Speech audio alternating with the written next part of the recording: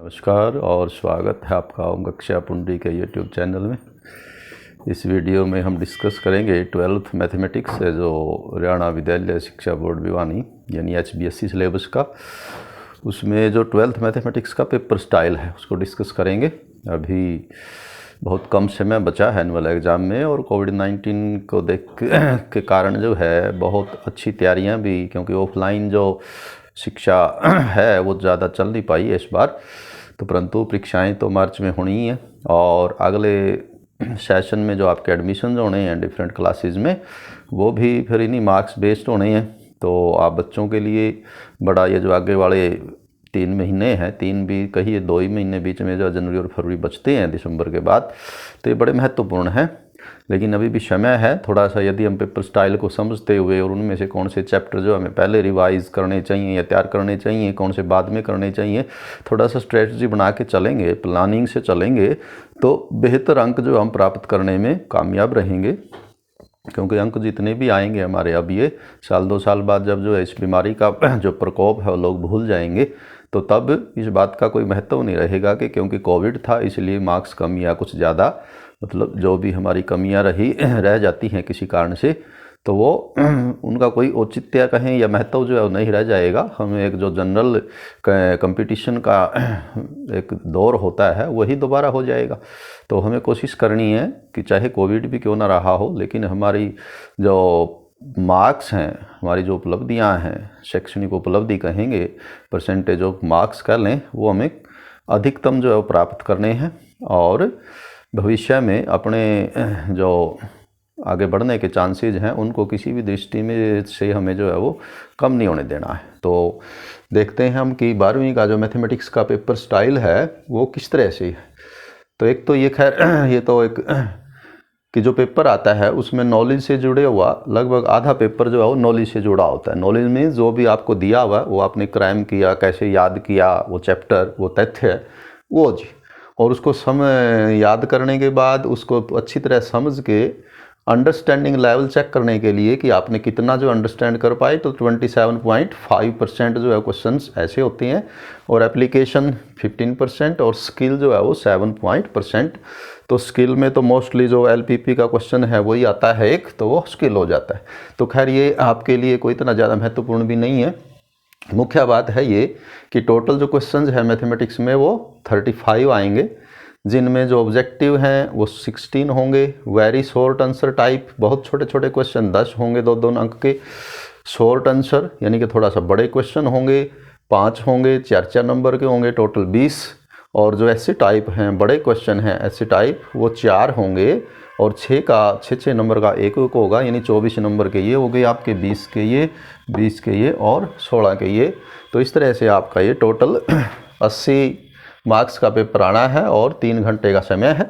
तो ये जो हम डिस्कस कर रहे हैं वो है हरियाणा बोर्ड का जो पेपर स्टाइल है, या हरियाणा बोर्ड का जो एग्ज़ाम होना है हमारा मैथमेटिक्स 12वीं का, उसके कैसे आएंगे। तो ये तो था description about number of questions and marks of questions. अब हम इसको करेंगे यूनिट वाइज या चैप्टर वाइज। तो चैप्टर का क्या नाम है ये लिखा हुआ इधर, उस चैप्टर का नंबर क्या है, अपने मैथमेटिक्स में NCERT का जो मैथ है आपका उसमें उसका नंबर क्या है, और उसमें टोटल मार्क्स के कितने नंबर का जो पेपर है वो आज तक आता रहता है या आया है, या डिस्ट्रीब्यूशन जो किया गया है बोर्ड द्वारा वो लिखा हुआ है। फिर 1 नंबर के क्वेश्चन आने के चांसेस 2 के, 4 के और 6 के। हालांकि ये जो हैं कि ये बिल्कुल रेस्ट्रिक्टेड नहीं है, या यूँ कहें कि डेफिनेटली कि यही होगा कि ऐसा ही, इसमें 5-7% जो ऊपर नीचे while setting the question paper जो हो सकता है पेपर सेटर जो है कर दे, लेकिन मोस्टली जो है वो 95% का ही है जो इसी तरह से अब आपका पेपर आएगा। तो जो पहले 2 चैप्टर हैं, रिलेशन एंड फंक्शन और इनवर्स ट्रिग्नोमेट्रिक फंक्शन, पहला और दूसरा चैप्टर, दोनों कुल मिला के 10 नंबर के हैं। और इनमें जो अभी तक का ट्रेंड देखा गया है, 2-2 नंबर का एक क्वेश्चन, एक 2 नंबर का क्वेश्चन, एक नंबर के 2, एक 2 नंबर का एक, और एक 6 नंबर का जो बड़ा ऐसे टाइप क्वेश्चन है वो इसमें आता है। ऐसा भी हो जाता है कई बार जो है ये हटा के ये 6 नंबर की बजाय 4 का ये हो जाए, और ये 2-2 नंबर के जो है फिर वो 2 क्वेश्चन हो जाएं। और ये 6 वाला क्वेश्चन फिर कोई जैसे इस चैप्टर में चला जाए, इसमें भी कई बार आ जाता है। ये जो आपका अगला कंटिन्यूड डिफरेंशिएबिलिटी है, यानी यहाँ की बजाय यहाँ हो जाए तो 4 नंबर वाला जो क्वेश्चन है फिर वो यहाँ आ जाएगा, और ये 2-2 नंबर के 2 क्वेश्चन हो जाएंगे, और यहाँ उल्टा 2 का 1 करके, और ये इस तरह से थोड़ा सा मामूली चेंज हो सकती है, नहीं तो 6 नंबर का एक क्वेश्चन इसमें आता रहता है। आगे है चैप्टर नंबर 3 और 4, नाम है मैट्रिसेस एंड डिटर्मिनेंट्स।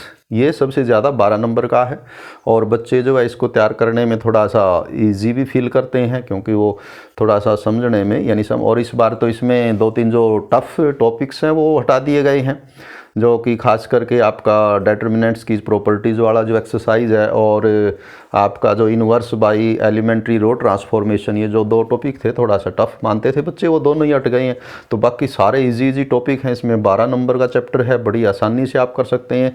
इसमें 6 नंबर का क्वेश्चन लगभग अब डेफिनेटली, पहले तो inverse by elementary row transformation भी आ जाता था, लेकिन अब वो क्योंकि हटा दिया गया है तो एक ही क्वेश्चन आएगा, solve system of linear equations, कि लीनियर इक्वेशंस का जो सिस्टम है उसको सॉल्व करना है वो। तो आपको एडजॉइंट ऑफ ए लेके इन्वर्स ऑफ ए लेके x is equal to A inverse B वाला जो क्वेश्चन है वो 6 नंबर का क्वेश्चन आएगा, और मोस्टली बच्चे इसको कर लेते हैं। आसान है, थोड़ा सा अभ्यास की ज़रूरत पड़ती है। तो ये तीसरे और चौथे से रहेगा। इसमें 2-2 नंबर के भी 2 क्वेश्चन हैं, और 1-1 नंबर के भी 2 क्वेश्चन जो है जनरली आते रहते हैं। कंटिन्यूटी एंड डिफरेंशिएबिलिटी 5वां चैप्टर है, 9 नंबर का है। ये भी अच्छा चैप्टर है, काफ़ी मार्क्स हैं इसके भी 9।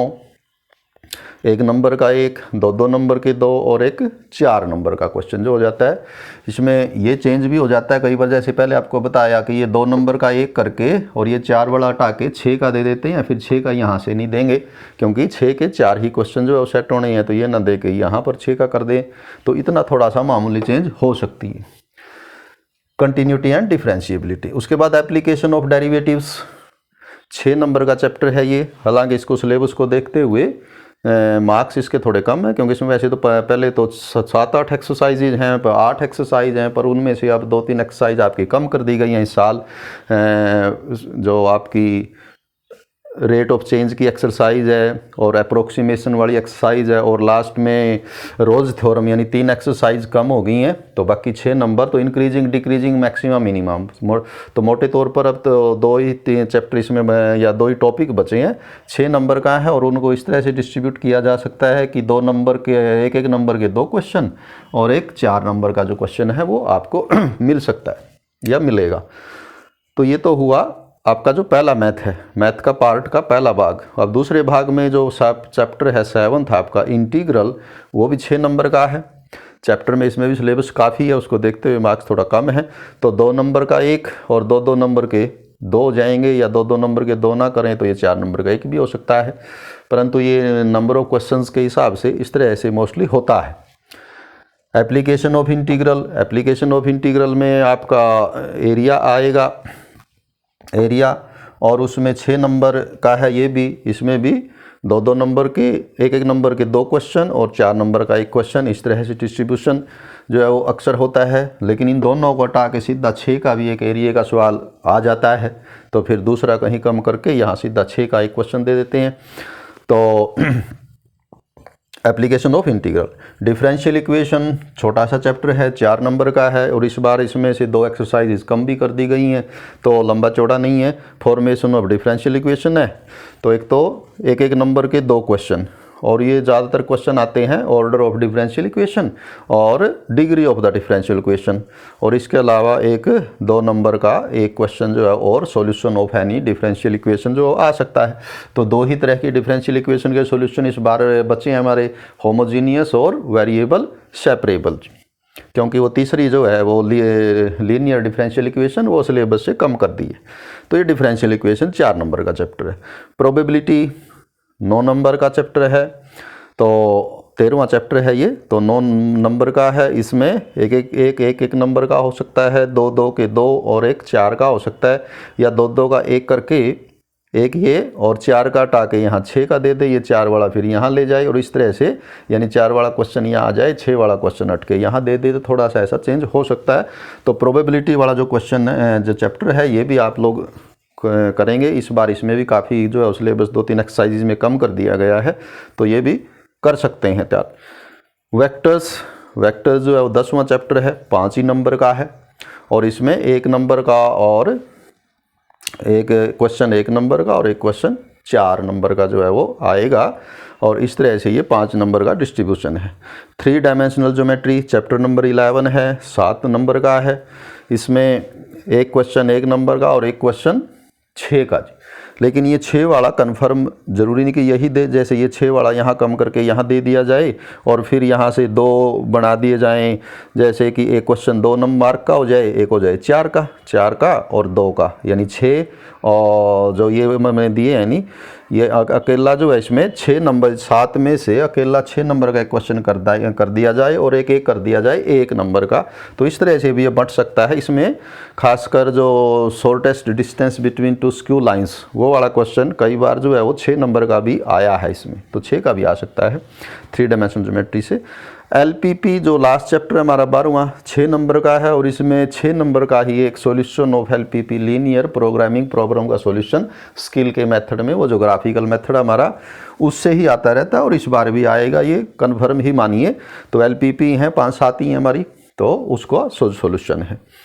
तो ये तो कुल मिला के डिस्ट्रीब्यूशन ऑफ मार्क्स रहेगा और रहता है 95% जैसे आपको बताया। इसी तरह से क्वेश्चन जो आपका सेट होगा। अब इसमें थोड़ा सा बच्चे कोविड की दृष्टिगत शायद इतनी अच्छी तैयारी ना हो अभी टाइम, लेकिन 2-2.5 महीने अपने पास हैं, उनका इस्तेमाल करते हुए हम इसकी बेटर से बेटर तैयारी कैसे कर सकते हैं। तो थोड़ा सा वो क्या करेंगे आप, जिसकी अभी तक थोड़ा सा इतनी अच्छी तैयारी नहीं हो पाई है, तो कुछ चैप्टर मैं आपको बताता हूँ जो बड़े ईजी हैं, शायद आपने अभी तक वो छेड़े भी ना हो और आपको लगता हो टफ है, तो वो कर सकते हैं आप। वेक्टर, 3 डायमेंशनल ज्योमेट्री और LPP, ये तीनों चैप्टर आप सिर्फ 15 दिन में बहुत ही अच्छी तरह तैयार कर सकते हैं। वेक्टर्स में कोई बहुत लंबा चौड़ा नहीं है, 3 ही एक्सरसाइज है, 3 ही टॉपिक हैं, vector, scalar product, vector product और थोड़ा एडिशन ऑफ वेक्टर जो फर्स्ट एक्सरसाइज है उनके DR, DC वगैरह, यानी कि बहुत आसान चैप्टर है ये। 5 नंबर हर बच्चा जो है वो ले सकता है, थोड़ी सी तैयारी के साथ, थोड़ी सी कोशिश करनी पड़ेगी।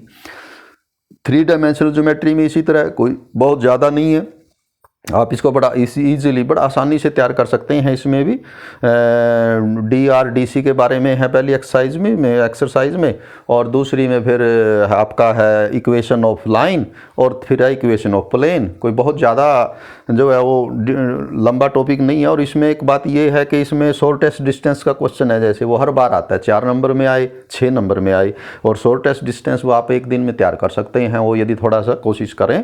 तो इन चैप्टर्स पे जनरली देखा गया है कि बच्चे जो है वो कंटिन्यूटी, डिफरेंशिएबिलिटी, डेरिवेटिव, इंटीग्रल, इस पे बहुत टाइम देते हैं और बहुत टाइम के बाद भी इनके क्वेश्चन कई बार जो एग्ज़ाम में कंफ्यूज भी कर देते हैं हम और कर भी नहीं पाते पूरी तरह से, यानी कि सोल्व ले, और इन पे ध्यान कम देते हैं। तो जबकि ये चैप्टर ज़्यादा इजी है, आप प्रोबेबिलिटी शामिल कर लें इनमें। प्रोबेबिलिटी की भी 3-4 एक्सरसाइज हैं, आसानी से कर सकते हैं हम। और उनमें भी जो बेज थ्योरम वाली एक्सरसाइज है, बेज थ्योरम, उससे हर बार एक क्वेश्चन आता है, इस बार भी 4 नंबर का क्वेश्चन उम्मीद है कि आएगा। एक ही एक्सरसाइज है बेज थ्योरम की, क्वेश्चन सारे एक ही पैटर्न पे होते हैं उसके, तो वो बड़ी आसानी से। तो इन चैप्टर्स पे ध्यान देंगे पहले, जब आपके ये चैप्टर तैयार हो जाएंगे। इसके अलावा ये तो सभी बच्चे करते ही हैं, मैट्रिसेस एंड डिटर्मिनेंट्स 12 नंबर का है, तो ये तो सभी बच्चे करते हैं, बल्कि यहीं से आप स्टार्ट कर सकते हैं कि तीसरा और चौथा चैप्टर तैयार करें, गिने चुने इसमें जो है वो सब टॉपिक्स हैं उनको तैयार करें। और प्रोबेबिलिटी, वेक्टर्स, 3 डायमेंशनल ज्योमेट्री और LPP तो करना ही है। यानी पास होना तो इतना आसान है कि मैट्रिसेस और डिटर्मिनेंट्स में एक 6 नंबर का question, solution of linear programming problem using determinants, वो हो जाता है आपका 6 नंबर, LPP हो जाता है 12 नंबर का, तो यही हो गया जी। और 12 नंबर का क्वेश्चन अटैम्प्ट होने के बाद आप यूँ समझिए कि पास मार्क्स लेने, तो आप कहीं समझिए कि पासिंग मार्क्स तो आने कन्फर्म ही हो जाएंगे। तो इतना आसान है, मतलब कि 5-7 दिन में भी आप बहुत पास मार्क्स तो 5-7 दिन में ले सकते हैं। 2-3 चैप्टर इनमें ऐसे हैं कि जैसे प्रोबेबिलिटी में एवरेज थ्योरम का क्वेश्चन अलग अक्सर आता है, एलपीपी का तो आना ही आना है, मैट्रिसेस एंड डिटरमिनेंट्स में सॉल्यूशन आना है, और इधर से 3 डायमेंशनल ज्योमेट्री में डिस्टेंस बिटवीन 2 स्क्यू लाइंस का लगभग आता रहता है। तो 4 क्वेश्चन बने, 5-7 दिन में भी आप इनको अच्छी तरह कर ले तो टॉपिक्स को, तो आपके लगभग ये देखेंगे आप 6, 12, 18 लगभग 22-23 नंबर का क्वेश्चन तो ये अटैम्प्ट हो जाती हैं। तो इस तरह से तैयारी धीरे धीरे शुरू करें कि मैट्रिसेस डिटरमिनेंट्स किया, 4 चैप्टर ये किए। जब मैं यहाँ इतने कुछ चैप्टर हमारे हो जाएंगे तो थोड़ा कॉन्फिडेंस लेवल रेज होगा, तो फिर थोड़ा हम रिलेशन फंक्शन और इन्वर्स ट्रिग्नोमेट्रिक फंक्शन में तो इस बार एक ही एक्सरसाइज बची हुई है फर्स्ट, तो इसमें तो बहुत लंबा चौड़ा है नहीं, इसमें भी कुछ सिलेबस कम हुआ है तो आप कर सकते हैं। फिर आप कंटिन्यूटी और डिफरेंशिएबिलिटी और उसके डेरिवेटिव्स की जो एप्लीकेशन है उसको करें, और इंटीग्रल करें। डिफरेंशियल इक्वेशन के सॉल्यूशन बड़े इजी हैं। तो इस तरह से एक रूटीन बना के जब चलेंगे, जो चैप्टर आपको टफ लगता है उसको अभी छोड़ें, जो चैप्टर आपको इजी लगता है और इजीली ना भी लगता हो, यदि आपने सिलेबस ये हो सकता है आपने अभी तक वेक्टर्स देखा ही ना हो, बहुत आसान है तो उसको देखें, शुरू करें। तो इस तरह से यदि जब आप शुरू वहाँ से करें जहाँ से फिर आपको लगे कि मैंने ये चैप्टर कर लिया है, उससे आपका कॉन्फिडेंस लेवल रेज होगा, थोड़ा विश्वास आएगा तो आगे बढ़ेंगे, और धीरे धीरे करते करते पूरा बहुत अच्छा जो है ये तैयार हो जाएगा। और क्योंकि कोविड की दृष्टिगत ऐसा भी उम्मीद है कि क्वेश्चंस भी एक्सपेक्टेड ही आने चाहिए इस बार, कोई लंबे चौड़े बहुत टफ कह लें या मिसलेनियस एक्सरसाइज से उनसे शायद आने की उम्मीद कुछ कम है। तो इस तरह से तैयारी करेंगे, और उम्मीद है कि जब इस तरह से आप करेंगे तो अच्छे मार्क्स लेके जो उत्तीर्ण होंगे। तो हमें अपनी तरफ से किसी तरह की डील नहीं देनी है, कहीं कोविड के बहाने से कुछ भी ऐसा जो है वो नहीं होने वाला कि आपको किसी तरह की छूट मिल सकती है आगे भविष्य में कोविड के कारण। तो हमें अपनी तैयारी पूरी करनी है, अच्छे से अच्छे अंक लेने हैं, और उसका वही है। तो आप लोगों के लिए एक ये कह सकते हैं कि अच्छी बात या कहावतें जिसको बोलते हैं कि जो समय है, श्रम शक्ति है और बुद्धि है, इनका अधिकतम उपयोग करें डेली, हर रोज़। यानी जो समय है, श्रम शक्ति यानी कि मेहनत करने की जो क्षमता है हमारे अंदर, और जो हमारी बुद्धि है उसका अधिकतम प्रयोग करें। क्यों करें? क्योंकि इन अमूल्य संपदाओं का संचय नहीं किया जा सकता, ये चीज़ें इकट्ठी हो ही नहीं सकती जी, आप इनको बचा नहीं सकते। आज का समय है उसको निकल जाना है, आप ऐसा नहीं कि बचा के ही रख लेंगे बाद में उपयोग करेंगे, ख़त्म हो जाना है। जो श्रम शक्ति है हमारे अंदर, आज जो ताकत है समय के साथ साथ धीरे धीरे क्षीण होती जाएगी, तो वो भी उसका क्षरण आज ही हो जाना है। जो हमारी बुद्धि है उसकी भी जो क्षमता है धीरे धीरे याद करने की और नई नई चीज़ें जो एक्सप्लोर करने की, वो उम्र के साथ हमें पता है कि घटती जाती है। तो ये तीनों चीज़ें ऐसी हैं कि इनका संचय नहीं हो सकता, तो इन्हें हमें अधिकतम उपयोग करना चाहिए हर रोज़। जितना इनका उपयोग करेंगे उतना ही हमारा आने वाला जो भावी जीवन है उतना ही सुखद होगा, और इस समाज को, इस सृष्टि को भी हम बेहतर देंगे और एक उदाहरण प्रस्तुत करेंगे। दूसरे लोग आप लोगों से प्रेरित होंगे दूसरे देख देख के, और इस तरह से उससे भी आपको जो है खुशी मिलेगी और आसपास के लोगों का लाभ भी होगा। तो उम्मीद है कि आप जो है अपनी इस मैथमेटिक्स के जो एग्ज़ाम की तैयारी है वो बहुत बेहतर ढंग से करेंगे, और बहुत अच्छे मार्क्स लेके जो है आगे बीए या बीएससी में नेक्स्ट ईयर जो एडमिशन लेंगे। तो शुभकामनाओं के साथ हैव ए नाइस डे।